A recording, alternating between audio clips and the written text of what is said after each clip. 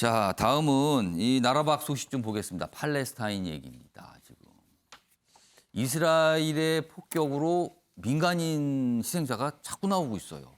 이 정도면 좀 뭔가 심각한 상황인데요. 그 내용 좀 보겠습니다. 먼저 첫 번째 기사입니다. 팔레스타인 아이들 시신 쌓여가는데 이스라엘 더 강력한 작전, 폭격을 강화하고 있다는 겁니다. 사망이 한 200명 정도로 지금 집계가 되는데요. 그 가운데 60명, 60명 가까이가 어린이랍니다. 희생이 된 겁니다. 대체 아이들에게 무슨 죄가 있는가? 병원 민가 폭격, 민간인 목표로 하는 거 아니냐? 지금 보면 언론사가 입주한 건물도 그냥 그대로 무너졌습니다. 폭격을 받아서. 인도주의 위반, 전쟁 범죄다. 지금 뭐 이런 비난까지 좀 나오고 있는 상황입니다. 기사 하나 더 보겠습니다. 그러자 미국에서 나오고 있는 모습이에요. 팔레스타인 생명도 소중하다. 미국 민주당 내에서 반이스라엘 목소리가 나오고 있습니다. 미국과 이스라엘은 굉장히 각별한 관계로 알려져 있잖아요, 지금요. 미국 특히 정치권과 이스라엘은 뭐 어떻게 보면은 상당히 많은 영향을 주고받는 관계다. 여기 내용 좀 보겠습니다. 미국 내 좌파 시민단체 진영 중심으로 이스라엘 팔레스타인 갈등 불평등 문제를 여기고 있다. 그래서 이렇게 얘기합니다. 팔레스타인 생명도 소중하다. 흑인 생명도 소중하다. 그거와 이제 비슷하게 가는 거죠. 미국 언론들은요, 지금 팔레스타인 생명도 소중하다. 이런 운동이 일어날 분위기라는 거죠. 세계 곳곳에서 연대 시위도 잇따르고 있다. 그런데요, 이스라엘은 꿈쩍도 안 합니다. 폭격을 더 하겠다는 얘기가 나오거든요. 다음 기사가 그 내용을 설명하고 있습니다. 네타냐후 이스라엘 총리입니다. 군사작전 계속한다. 그리고 친구 조 바이든 미국 대통령에게 감사하다. 왜? 지지를 해주고 있으니까. 이런 얘기입니다, 지금. 이게 어떻게 되는 거죠? 보겠습니다.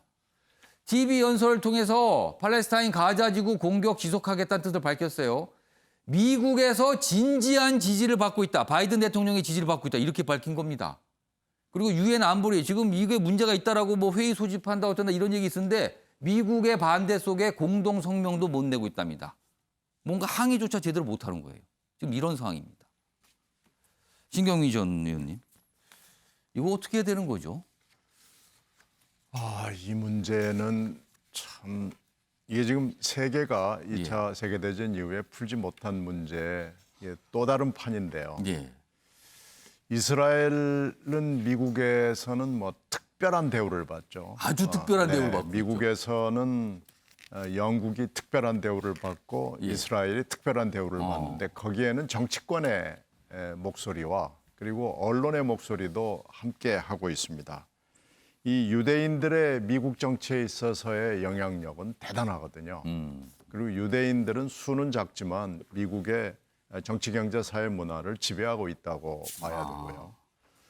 특히 네타냐후 총리는 일단 장기 집권도 하고 있지만 부정부패로 조사를 받고 있음에도 불구하고 미국 정부로부터 특히 조 바이든 대통령과의 오랜 교우 관계가 있어서 절대적인 지원을 받고 있습니다.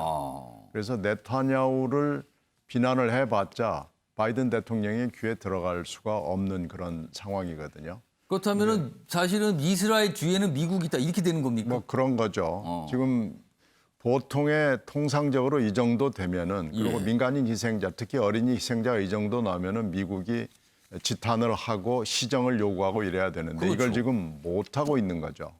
안 하는 겁니까? 못 하는 겁니까? 두 개가 다 해당된다고 볼 수 있거든요.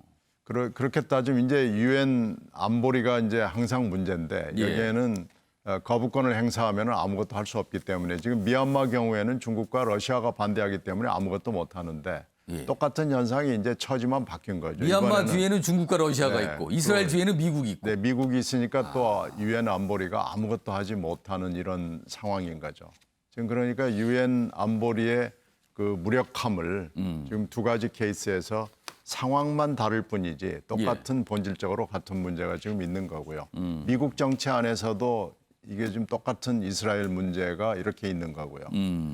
지금 여기서 또 하나 좀 군사적으로 굉장히 재미있다고 할까요? 좀 특이한 거는 이 하마스도 엄청나게 포격을 많이 합니다. 이스라엘 쪽을 향해서. 지금 뭐 네타냐후 총리 설명에 따르면은 아니 거의 한 2,000발 이상의 그런 포탄을 맞게 되면 가만히 있겠느냐 또 이런 얘기도 나와요. 그렇죠. 지금 엄청나게 많이 하마스도 쏘고 예. 이스라엘도 쏘고 그러는데 이스라엘은 아이언돔을 통해서 97, 8%를 막아내는 거예요.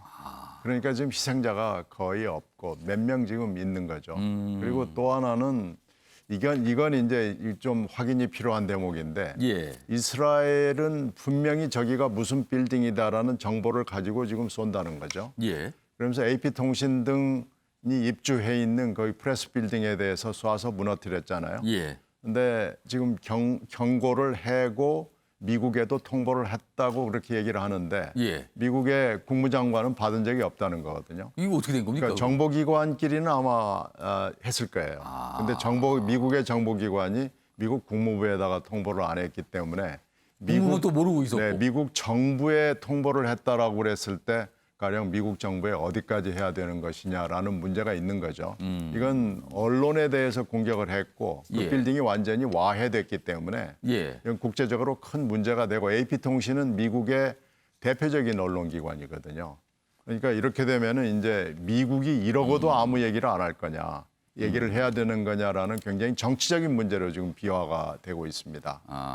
근데 이제 한쪽에서는 이 팔레스타인과 이스라엘의 갈등은 항상 있었고 예. 거리에서건 공공장소에서 있었는데 왜 이 건을 이렇게 크게 퍼뜨려서 이렇게 많은 희생자를 내느냐에 대해서 의문을 제기하거든요. 네타냐후가 자기 국내적인 위기를 극복하기 위해서 또 이렇게 또 강하게 나오는 거다. 사건을 이렇게 크게 일으켰다라는 분석도 있고 그래서 앞으로 향후 상태를 봐야 되겠습니다. 해결이 필요한 국제 분쟁이 있는데 그 뒤에는 각각 강대국들이 유치하면서 해결이 안 되는 모습. 미얀마와 팔레스타인에서 보이고 있는 것 같습니다. 자, 부처님 오신 날인 내일 아침에 매일 경제는 평소보다 40분 늦게 시작합니다. 오늘은 여기서 마무리하겠습니다.